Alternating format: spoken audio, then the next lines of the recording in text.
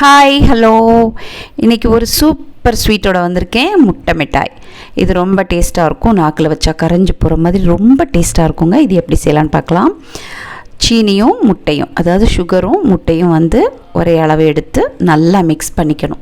அதாவது அந்த முட்டையில் அந்த சுகர் கிடக்கக்கூடாது, அப்படி நல்லா மிக்ஸ் ஆகிருக்கணும். பாருங்கள், நல்லா மிக்ஸ் ஆகிருக்கணும். அதுக்கப்புறம் சுகர் இல்லாத கோவா எடுத்துக்கோங்க.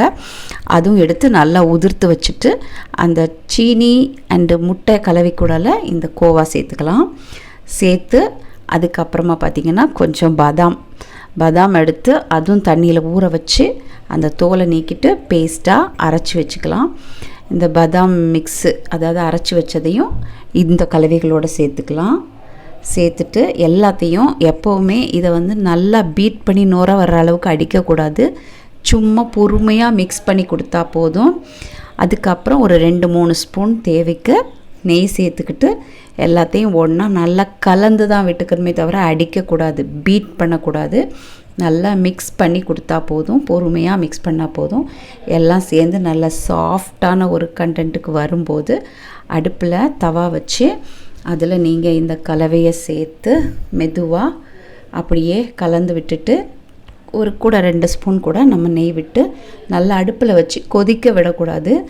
நல்லா சூடாகிற அளவுக்கு அடி பிடிக்காமல் கட்டி இல்லாமல் பொறுமையாக இந்த மாதிரி மிக்ஸ் பண்ணி கொடுத்துட்டு கட்டி இல்லாமல் இந்த மாதிரி மிக்ஸ் பண்ணி கொடுங்க. திருப்பி சொல்கிறேன், கொதிக்க விடக்கூடாது. நல்லா சூடானதுக்கப்புறம் ட்ரே எடுத்து அதில் கொஞ்சம் பட்டர் இல்லைன்னா நெய் எல்லா இடத்துலையும் பரவலாக தடவி விட்டுட்டு இந்த கலவை எடுத்து அதில் கொட்டி நல்லா எல்லா இடத்துலையும் படுற மாதிரி நல்லா கிளறி சூப்பராக மிக்ஸ் பண்ணி விட்டுக்கோங்க. ஓவனில் ட்ரே எடுத்து வச்சு ஒரு 45 மினிட்ஸ் நீங்கள் பேக் பண்ணுங்கள். அதாவது மேல் பாகம் ப்ரௌன் கலரில் நல்லா பொரிஞ்சு வரணும். அது மட்டும் இல்லை, இது நல்லா வெந்திருக்கா அப்படின்னு நீங்கள் பார்க்கறதுக்கு என்ன பண்ணணுன்னா, ஒரு சின்ன குச்சியை, ஒரு ஈக்கல் கூட போதும், டூத் பிக்ஸ் இருக்குல்லையே அந்த மாதிரி சின்ன குச்சி எடுத்து குத்தி பார்த்தீங்கன்னா அடியில் ஒட்டாமல் வரும். ஒட்டாமல் வந்துருச்சுன்னா உங்களுக்கு முட்டை மிட்டாய் ரெடி ஆயிடுச்சு அப்படின்னு அர்த்தம். சொல்லும்போதே நாக்கில் தண்ணி ஊறுது. அவ்வளோ டேஸ்ட்டாக இருக்குங்க, சாப்பிட்றதுக்கு செம்ம மணமாக இருக்கும். பாருங்கள், அப்படியே பார்க்குறதுக்கு ஆவி நெய் கலரில் நல்ல எல்லோ கலரில் இருக்குதா, பார்க்கும்போதே சாப்பிட்ணுன்னு ஆசை வருது. சூப்பராக பேக் பண்ணி எடுத்துகிட்டு அதுக்கு மேலே, அதாவது பேக் பண்ண முட்டை மிட்டாய்க்கு மேலே கொஞ்சம் நெய் ஊற்றி இந்த ப்ரஷ் வச்சு நல்லா எல்லா இடத்துலையும் படுற மாதிரி அப்ளை பண்ணிவிட்டு நீங்கள் கட் பண்ணி எடுத்துக்கலாம். சூப்பரான முட்டை மிட்டாய் ரெடி ஆயிடுச்சு.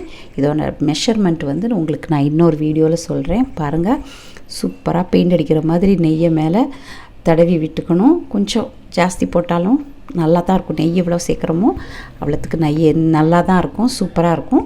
அதுக்கப்புறமா இந்த மாதிரி கட் பண்ணி சாஃப்டான முட்டை மிட்டாய் ரெடி ஆயிடுச்சு. வாங்க சாப்பிடலாம் முட்டை மிட்டாய். யாருக்கெல்லாம் பிடிக்கும் கமெண்ட் பண்ணுங்கள்.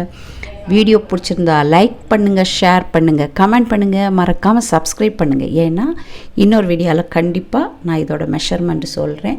நீங்களும் இதை மாதிரி முட்டை மிட்டாய் செய்து பாருங்கள், சூப்பராக இருக்கும். ஓகே, இன்னும் ஒரு நல்ல புதிய ரெசிபியோடு உங்களை சந்திக்கிறேன். பாய். பாருங்கள், செம்ம டேஸ்டான முட்டை மிட்டாய் ரெடி டு ஈட். முட்டை மிட்டாய் சாஃப்டாக வந்திருக்கு. ஓகே, பாய்.